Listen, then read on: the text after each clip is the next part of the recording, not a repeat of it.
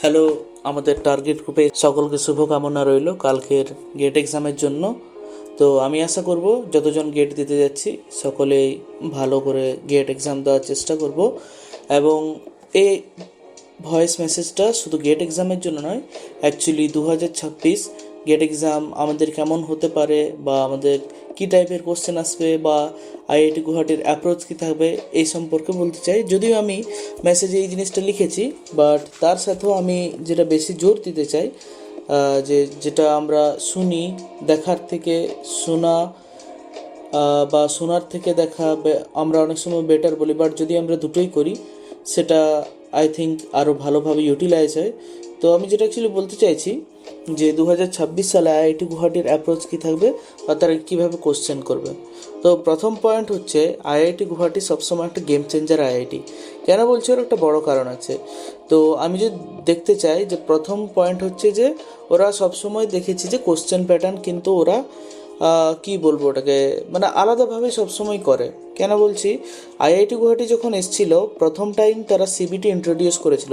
CBT means computer base test. তো computer base টেস্টের অর্থ হচ্ছে যে আমরা খাতায় কিংবা যে কাগজের উপর আমরা কিছু লিখবো না, আমরা যা করব সব ডিজিটালি করব। যাই হোক, এটা আমরা ভালোভাবে বুঝি। আমরা অনেকেই যে অ্যাডভান্স দিয়েছি বা যেই মেন দিয়েছি আমাদের কাছে এর এক্সপিরিয়েন্স আছে, এটা নিয়ে প্রবলেম নেই।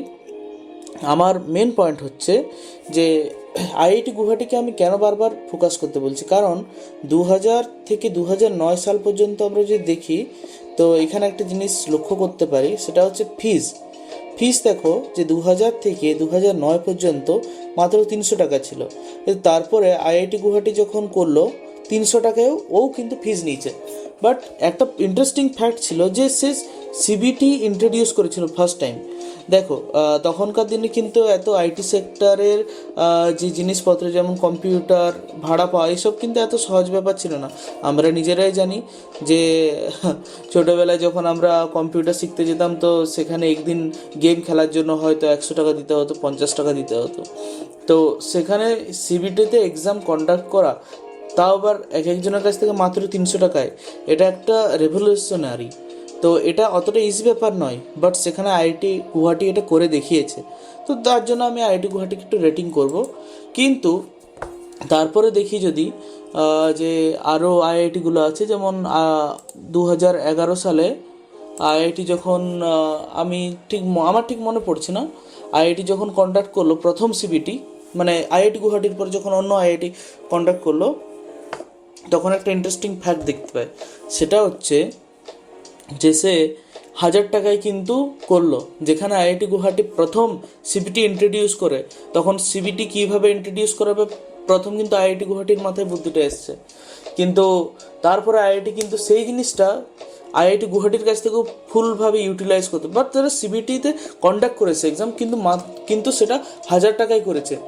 তারপরে আস্তে আস্তে আইআইটির তোমার গেট এক্সামের ফিস বাড়তে থাকে।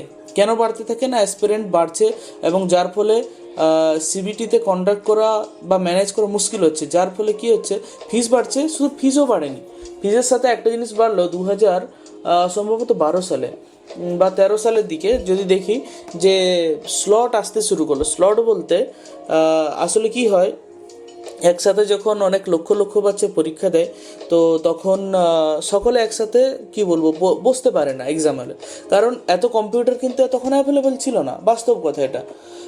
কিন্তু তারা এভাবে কি করলো, স্লট করলো। স্লট বলতে ধরো first slot, second slot, third slot, fourth slot, একটা টাইমে কিংবা আলাদা আলাদা টাইমে এক্সাম নেওয়া।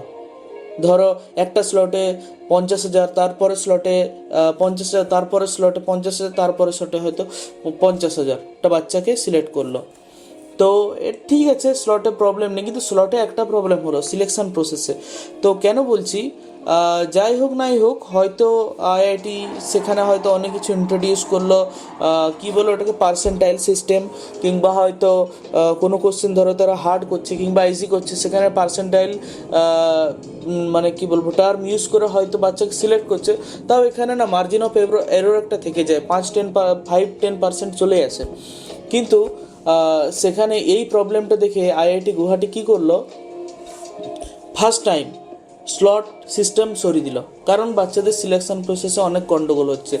তো সে সরালো, ঠিক আছে, এর মানে স্লট সংখ্যা সরানোর অর্থ হচ্ছে যে সে একটা স্লটে মানে একটা টাইমেই 2 লক্ষ বাচ্চার পরীক্ষা নিচ্ছে।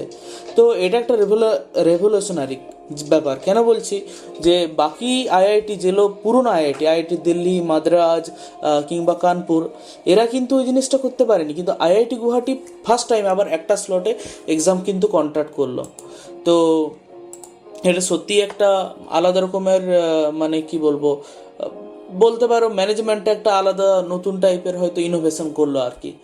তো সেক্ষেত্রে আইআইটি গুয়াহাটি আমি বলবো রেভলিউশনারি। আরেকটা কারণ হচ্ছে যে তারপরে যদি আমরা লক্ষ্য করি 2019 থেকে 2024 পর্যন্ত, তো 2019-এ তো আইআইটি গুয়াহাটিকে ফলো করে বা তার ম্যানেজমেন্ট প্রসেস ফলো করে ওরা হয়তো একই প্রাইসে একটা স্লটেই করলো, কিন্তু একটা প্রবলেম আবার আসলো, 2023 আবার ফিস বেড়ে গেল, কারণ ম্যানেজ করা সম্ভব হচ্ছে না। তো 2025-এও ফিস এসছে প্রায় 1800 টাকা জেনারেলের, বা ST/SC-র এসছে 900 টাকা। তো জানি না 2026 আইআইটি গুয়াহাটি কী করবে।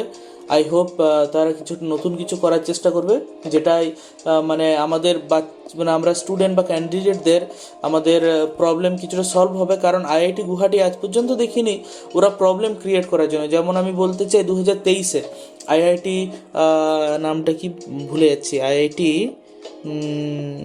কানপুর, ওরা কিন্তু আউট অফ সিলেবাস কোশ্চেন করেছে, আর এবং কঠিন কোশ্চেনও করেছে। সত্যি কথা বলতে অনেক কঠিন কোশ্চেন করেছে। যাদের সিলেক্ট হওয়ার চান্স ছিল তারা সিলেক্ট হতে পারেনি, এবং যাদের হয়তো সিলেক্ট হওয়ার চান্স ছিল না তারা সিলেক্ট হয়ে গেছে। উল্টো পাল্টা হচ্ছে ব্যাপারটা। তো ওরা হয়তো এটা দেখাতে যে আমরা কঠিন কোশ্চেন করছি, এরকম করছি, সেরকম করছি, কিন্তু অ্যাকচুয়ালি ম্যানেজমেন্টটাকে সে উল্টো পাল্টা করছে। এবং একটা জিনিস দেখো, সে 1800 টাকা কিন্তু আইআইটি কানপুরেই করেছে। দেখো, কঠিন কোশ্চেন করাটা কোনো ব্যাপার নয়, বুদ্ধিমানের কাজ নয়, বা কোনো কি বলবো রেভলিউশনারি ব্যাপার নয়। কারণ কঠিন কোশ্চেন আমরাও চাইলে আমরা নিজেরাই বসে কঠিন কোশ্চেন সেট করতে পারি যদি একটু গেটের নলেজ থাকে। তো এটা কোনো ব্যাপার নয়। কিন্তু আইআইটি গুয়াহাটির কোশ্চেনগুলো যদি তোমরা দেখো, অবভিয়াসলি প্রত্যেকটা চ্যাপ্টার ব্যালেন্সড ওয়াইজ থাকে, মানে every chapters is balanced, but others IIT does not maintain this. আমি জানি না কেন করে না, কিন্তু আইআইটি গুয়াহাটি প্রত্যেকটা, এবং দেখবে সার্কিট বেসড কোশ্চেন বেশি করে। অ্যাকচুয়ালি ইলেকট্রিক্যাল ইঞ্জিনিয়ারিংয়ে যে প্রবলেম থাকে বেশিরভাগ সার্কিট বেসড থাকে। আমাদের শিবশঙ্করও যখন গেছিলো কাজ করতে, মানে রাজস্থানে কাজ নয়, সরি, জব করছিল যখন রাজস্থানে, তো তখন সে বলছিল যে ট্রান্সফরমারে যেমন কি আমরা শিখেছি, কি কানেকশান, ওয়াই কানেকশান, বা আরও কি কানেকশান আছে, থোড়ে আমার তো নলেজ নেই, যাই হোক। তো বলছিল আমরা যেগুলো কনভেনশনালি শিখে এসেছি ক্লাসে, সেগুলো কিন্তু ওখানে নেই, তার থেকে আরও কঠিন, মানে সার্কিট কিন্তু আরও জটিল হচ্ছে সেখানে, বা কমপ্লেক্স হচ্ছে। তো ওই জন্য আইআইটি গুয়াহাটি দেখে যে জিনিসটাই রিয়েল লাইফে প্রবলেম বা জটিলতা বেশি, সেই জিনিসেই কিন্তু আইআইটি গুয়াহাটি বেশি ফোকাস করছে। আইআইটি গুয়াহাটি এটাই ফোকাস করছে না যে আমার ইন্ডাকশান মেশিনে আমি কী করলে বেশি সেটাকে কী বলবো, ওটাকে আরও মডিফাই করতে পারবো। কারণ ইন্ডাকশান মেশিনের দরকার নেই ভাই অত মডিফিকেশান। কারণ ইন্ডাকশান মেশিন আজ থেকে প্রায় 40-50 বছর থেকে যেমন চলছে তেমনই চলে আসছে। হ্যাঁ, মানছি এফিসিয়েন্সি 5-10% বাড়ছে, তাতে সাধারণ মানুষের বা সাধারণ জিনিসের খুব একটা ফ্যাক্ট আসে না। হ্যাঁ, বড় বড় ইন্ডাস্ট্রিতে আসে, বাট আইআইটি গুয়াহাটি শিখিয়েছে যে জেনারেল প্রবলেম কীভাবে তুমি সলভ করবে।